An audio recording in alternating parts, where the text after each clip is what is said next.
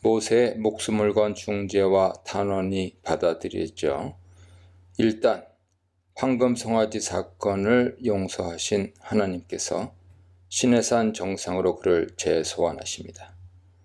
이번에는 두 돌판을 모세가 깎아서 준비해 와야 하며 그 돌판들을 보관할 법궤를 조각목으로 제작해야 합니다.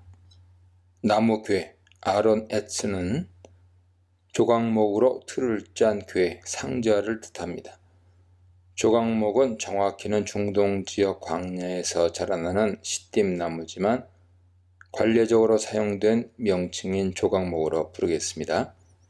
이 나무궤를 신명기에서는 언약궤라 칭하는데 구약 전반에서 이것은 법궤, 언약궤, 증거궤, 하나님의 궤, 여호와의 궤 등으로 불립니다.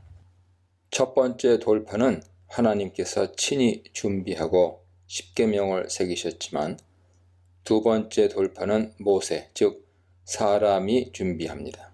이것은 언약 파기에 대해 백성들이 책임을 지도록 하기 위한 요구일 수 있습니다.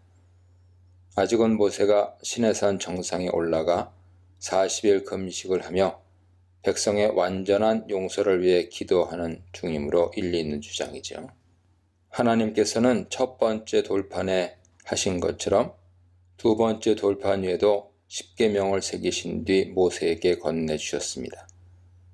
그리고 그 법궤 안에 두 돌판을 보관하라고 명하셨습니다. 법궤는 조각목으로 짠 나무 상자이고요. 안쪽과 바깥쪽에 두꺼운 금을 입혔습니다. 그 위에 속죄소, 카퍼레트라고 불리는 금덩어리로 제작한 비품을 얹어 놓았는데 속죄소에는 두꺼운 금판 양쪽에 금덩어리를 부어서 조형한 뒤 세공해서 만든 날개를 들이은 두 그룹, cherub 형상이 놓여 있었습니다. 여기서 법궤 제작 시점이 문제가 되죠. 출애굽기에서는 모세가 시내산에서 새 두 돌판을 들고 내려온 다음 성막 건설과 법궤를 비롯한 비품 제작이 시작되죠. 출애굽기 34장 35장입니다.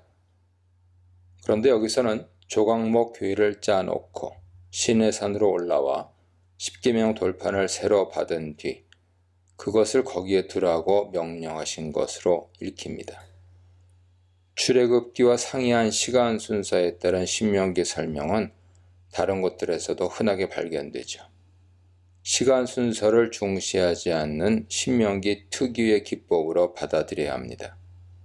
출애굽기를 따라 실제 법궤 제작자는 브설렐이고 모세는 성막 건설의 총 책임자이기 때문에 하나님께서는 모세에게 법궤를 제작하라 한 것일 뿐이죠.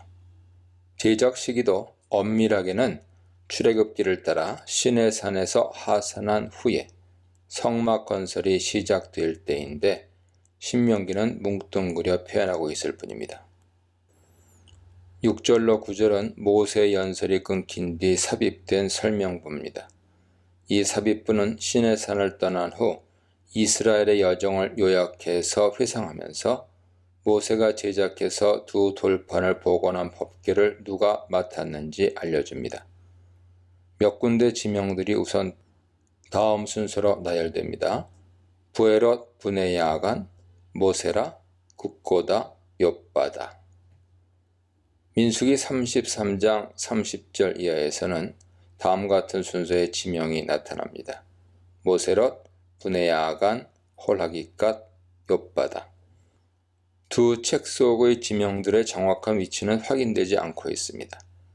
이런 차이점은 같은 장소를 지칭하는 다른 이름들로 인한 것이거나 두 책의 여행 경로 보고가 정확한 순서와 상관없이 기록되고 많은 지명들이 선택적으로 언급되기 때문일 것입니다.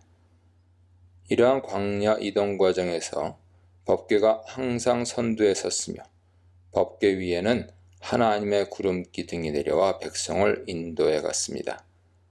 법궤는 하나님의 보좌로 눈에 보이지 않는 하나님께서 왕으로서 앉아 계신 비품이었으며 행진시 법궤 선두 진행은 일종의 임금님의 가마 행차 같습니다.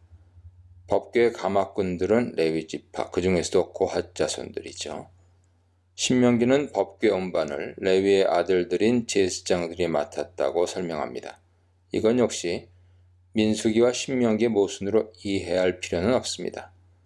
성막의 모든 비품의 관리와 운반 책임은 제사장들에게 있었기 때문이죠. 즉, 제사장들의 지휘하에 법궤가 운반되었습니다.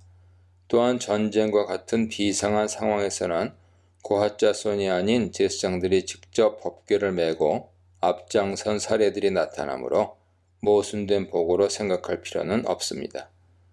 법궤 운반뿐 아니라 성막의 관리와 봉사라는 중책을 맡은 레위지파는 땅 분배에서 제외되었는데 대신 지정된 48개의 레위 도성에서 성전에 바쳐진 11조와 각종 봉헌물에 의지하여 살았습니다. 이 삽입부는 그것을 여호와가 그의 기업이시라고 표현합니다. 11절은 다시 모세 연설의 재개죠.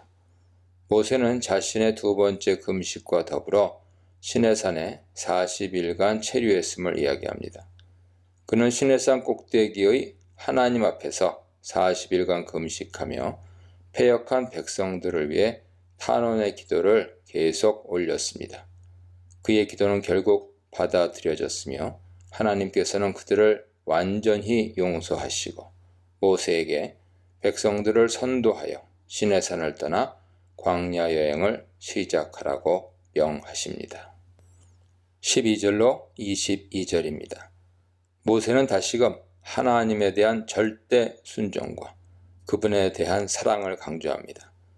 이것은 12장의 본격적인 율법 재선포에 앞선 강한 권면이기도 하죠. 12절로 22절은 유대 역사에서 매우 중요한 부분이기에 오늘날에도 그것을 요약한 내용이 경외문, The Paragraph on Reverence라는 제목으로 유대인들의 기도 책자에 나타나며 거기서 발췌한 문구들이 앞서 말한 테필린과 메주자에 기록되기도 합니다. 12, 13절에 걸쳐 절대 순종에 대한 요구가 여러 동사들을 통해 반복되며 강조됩니다. 도를 행하고 사랑하고 섬기고 지킬 것이니라. 앞서 우리는 마음과 뜻과 힘을 다해 하나님을 사랑하라는 것이 무엇인지 살펴보았습니다. 이것은 당시의 국제관계에 빗대어 잘 이해되는 요구이기도 하죠. 봉주와 봉신의 관계는 1대1입니다. 어떤 속국이 두 제국의 봉주를 섬긴다는 것은 불가능합니다. 마찬가지로 이스라엘은 두 왕 혹은 여러 왕을 하늘의 봉주로 섬길 수 없습니다.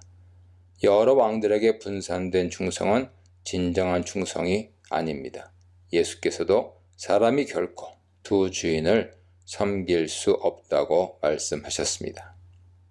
만일 하나님과 더불어 다른 대상을 그분과 동급으로 의지하고 섬기고 있다면 그것은 이미 그 대상이 하나님을 대체하고 있는 셈이죠. 만일 하나님도 믿고 돈도 의지하고 있다면 그는 사실은 하나님을 믿는 것이 아니라 전적으로 돈을 숭배하는 자입니다. 신앙 세계에 회색지대와 양다리는 있을 수 없습니다. 하나님만이 유일한 여호와십니다. 모든 하늘의 하늘과 땅과 그 위의 만물은 전형적인 총칭어법입니다.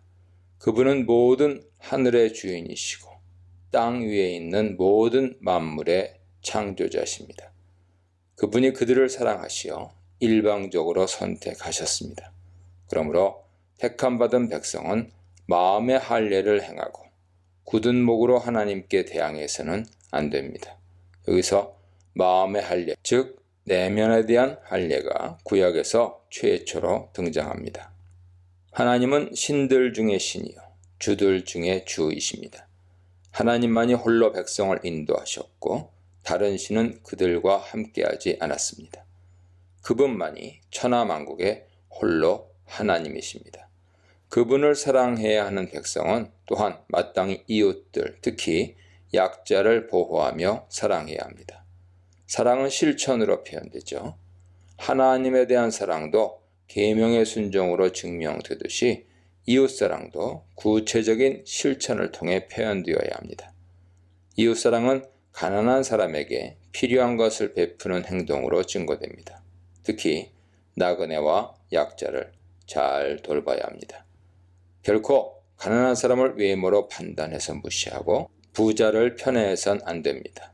그들도 이집트 땅에서 나그네로 지내며 고통당했는데 하나님께서 해방해 주셨기 때문이죠. 그들은 큰 축복을 받아 70명의 조상에서 지금 하늘의 별처럼 많은 인구를 가진 나라가 되었습니다. 하나님의 사랑, 하나님을 향한 사랑, 약자들을 향한 사랑에 대해 묵상해 보시기 바랍니다.